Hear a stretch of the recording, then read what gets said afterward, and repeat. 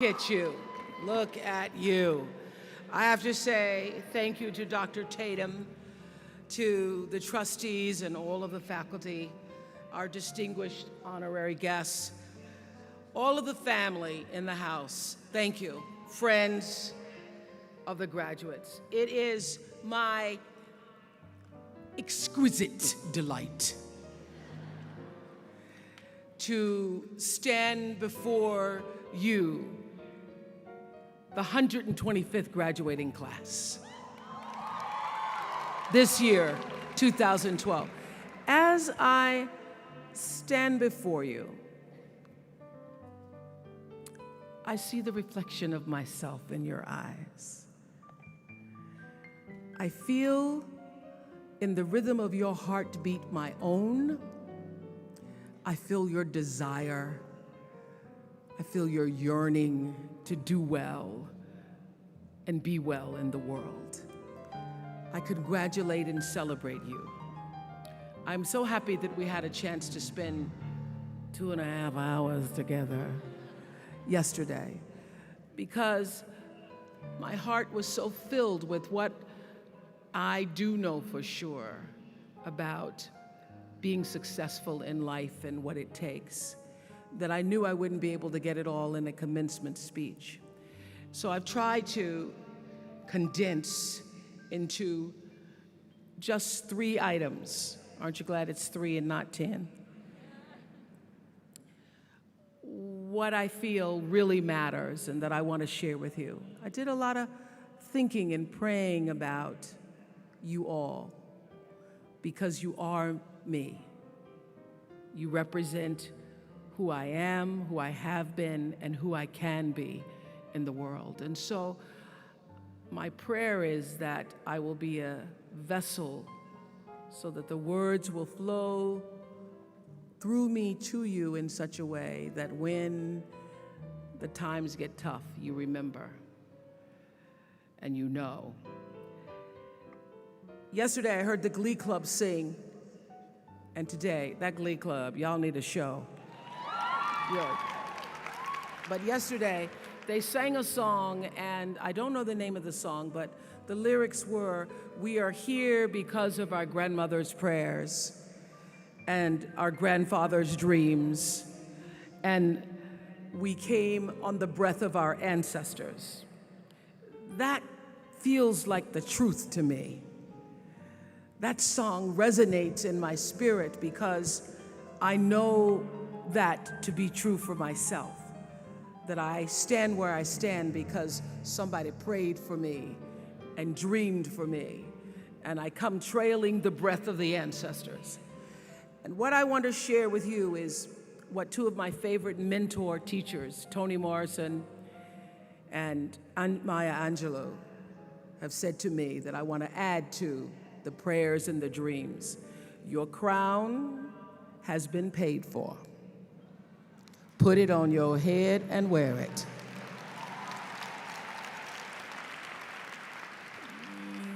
You're going to walk out of here with a crown today that has been paid for, not just by you and your 4 years, but paid for by the blood from the lynchings, the tears and the sweat, from the toil and the trials and the sorrows, from the burdens and the weariness, paid for by the sit-ins and by the setbacks, and paid for by those who, in the words of Sterling Brown, strong men kept a coming on, stronger, strong men getting stronger.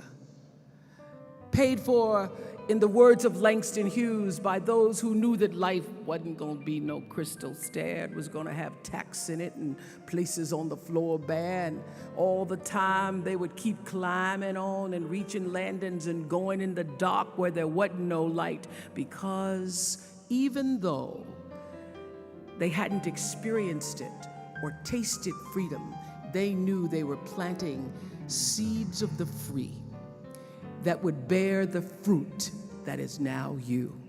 This is their day as well.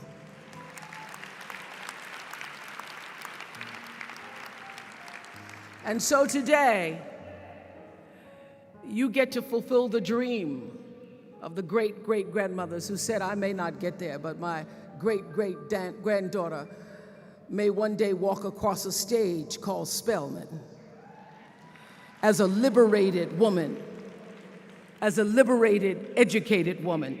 Today's your day. Never forget that you did not do this by yourself. You come here today trailing the breath of the ancestors and the breath of the angels. As I spoke yesterday, I was so pleased to know that you Spelman women are in the spirit.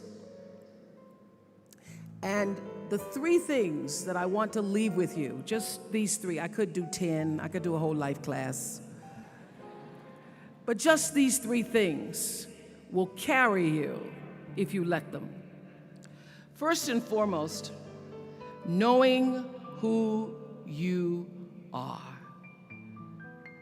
Knowing who you are. Being able to answer this question, who am I and what do I want? You know, many times when I go out of the country, I am baffled by that question. To explain what is your occupation. I've stood there for 10 minutes. Well, am I a talk show host? Well, I'm more than a talk show host. Am I a businesswoman? I'm a businesswoman. I'm more than a businesswoman. Am I an entrepreneur? I'm more than an entrepreneur. So I just leave it blank or self-employed. So I'm not asking for the roles that you play as daughters. I'm not asking that question. What are the roles that you play as a daughter, as a friend, as a sister? You're going to be a lawyer, you're going to teach, you're going to be a pharmacist.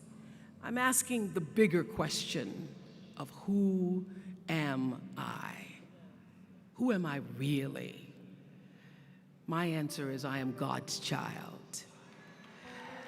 I am that which is born of all that is. I am, as Pierre de Chardin said, a spiritual being having a human experience, come trailing the breath of the ancestors yet, but trailing the breath of the angels. And understanding that because I am connected to the source of all that is possible for me. That's who I am. And what do I want? I don't want to just be successful in the world. I don't want to just make a mark or have a legacy. The answer to that question for me is I want to fulfill the highest, truest expression of myself as a human being. I want to fulfill the promise that the Creator dreamed when He dreamed the cells that made up me. What do I want? You must have some kind of vision for your life. Even if you don't know the plan, you have to have a direction in which you choose to go. I never was the kind of woman who liked to get in a car and just go for a ride. I had a boyfriend who would say, let's just go for a ride. I want to know, where are we going? Do we have a destination? Is there a plan? Or are we just riding? What I've learned is that's a great metaphor for life. You want to be in the driver's seat of your own life, because if you're not, life will drive you. So, knowing who you really are in this space and time that we embody. That's number one. What do you want? Who are you? Number two, you must find a way to serve. Martin Luther King said that not everybody can be famous, but everybody can be great, because greatness is determined by service. Now, we live in a world where everybody wants to be famous and where we admire people for just being famous. We think being known brings us value. The truth is, all of that will fade in time. In 3 years, you won't be able to name the housewives of Atlanta. The real truth is that service and significance, service and the significance that you bring to your service is that which is lasting. So to be able to, whatever your occupation or job or talent or gift is, our honorees today getting doctorate degrees, to apparently opposite fields, HIV and AIDS and the spoken word. But what they have in common is service, using the spoken word in service to community and the world, using your knowledge and information about HIV and AIDS and medicine in service to the world. And if you look at all the most successful people in the world, whether they know it or not, they have that paradigm of service. Everybody's talking about Mark Zuckerberg and IPO. Service. Jay-Z rapping. Service. Through the word, to people, through song. For many years, I was really just happy to be on TV, and people would stop and say, "Oh, you on TV?" "Yeah, I'm on TV. I like being on TV. It's a nice job." And it was about the time that I received my honorary doctorate from Spelman, around 1993. So I don't know if that had something to do with it. I thought of myself as Dr. Winfrey. That I went back and I took a long look at what it was I was doing on TV and made a decision that I was no longer going to just be on TV, but I was going to use TV as a platform, as a force for good, and not be used by TV. And I will tell you,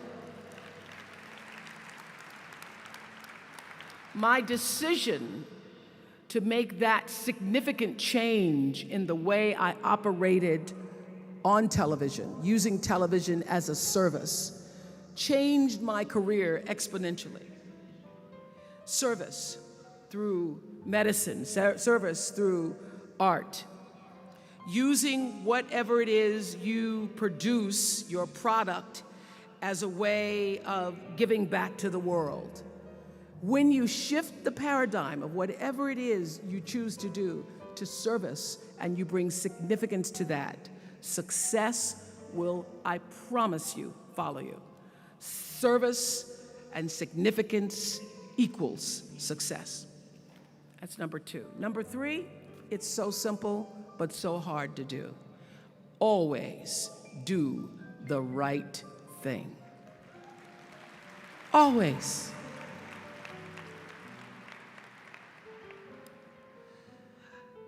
Be excellent. People notice. Think of how you notice. You go to Taco Bell, somebody gives you an extra napkin and some sauce. You notice. You want to go back to that person. Because even at Taco Bell, excellence shows itself. Be excellent. Let excellence be your brand. Everybody talks about building a brand. I never even knew what that was. When people would say, "You're a brand," I would say, "No, I'm just Oprah." What I recognize now is that my choice to, in every way, in every example, in every experience, to do the right thing and the excellent thing is what has created the brand. Years ago, I did an ad for Revlon for an ad they were doing called Unforgettable Women.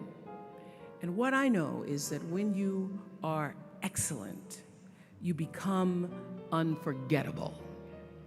People remember you. You stand out. Regardless of what it is, you become an unforgettable woman. And that is what we all want. We want to be unforgettable and not forgettable. So doing the right thing, even when nobody knows you're doing the right thing, will always bring the right thing to you. I promise you that. Why? Because the third law of motion is always at work. For every action, there's an equal and opposite reaction. That is so true in all of our lives. That's what Newton said. Celia in The Color Purple said it. Everything you even try to do to me, already done to you. Everything you even try to do to me, already done to you. So you don't have to worry about revenge or getting back at somebody, making sure they pay. You just have to do the right thing, and the right thing will follow you even when people don't support it. I remember many times on my show. There are many shows y'all never saw. And the reason you didn't see them is because I got the last vote.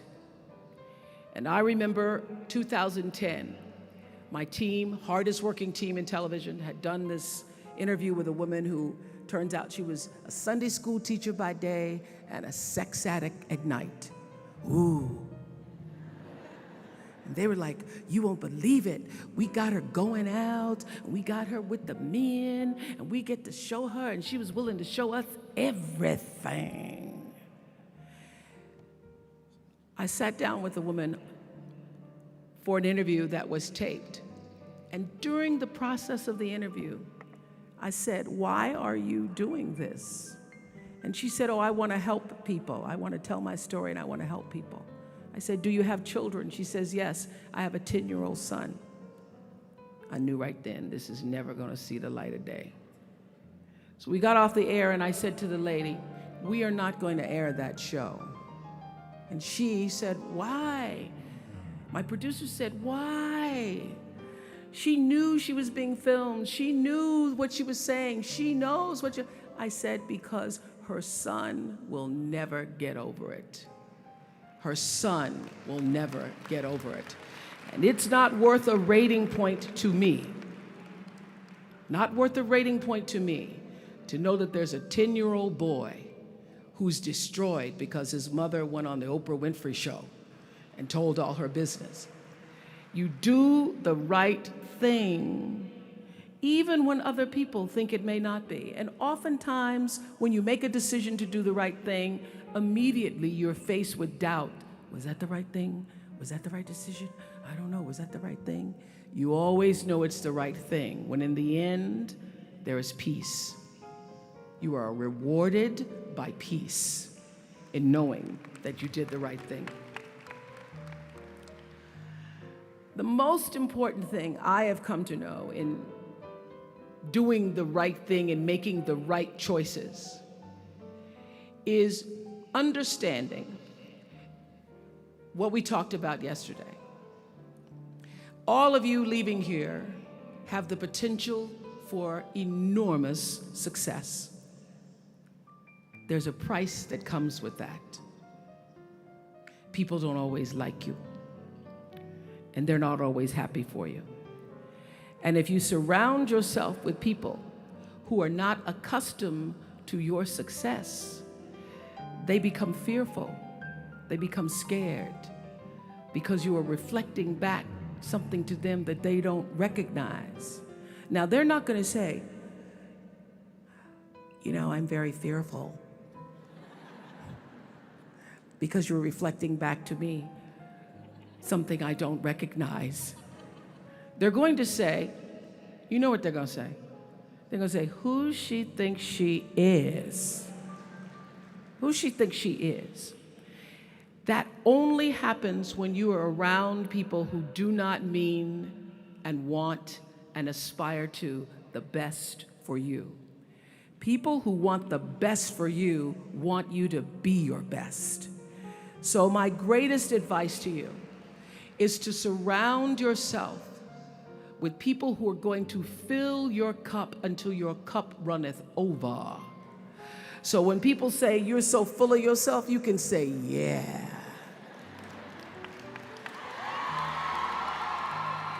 Yes, I'm full. I'm so full, my cup runneth over.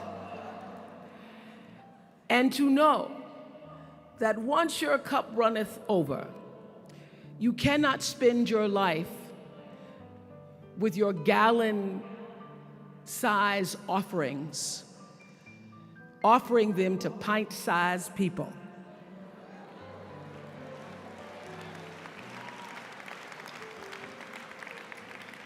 You have got to surround yourself with gallon-sized people who can hang in the same company with you so that you're not offering your gallons to those little pints out there who can't hold it anyway.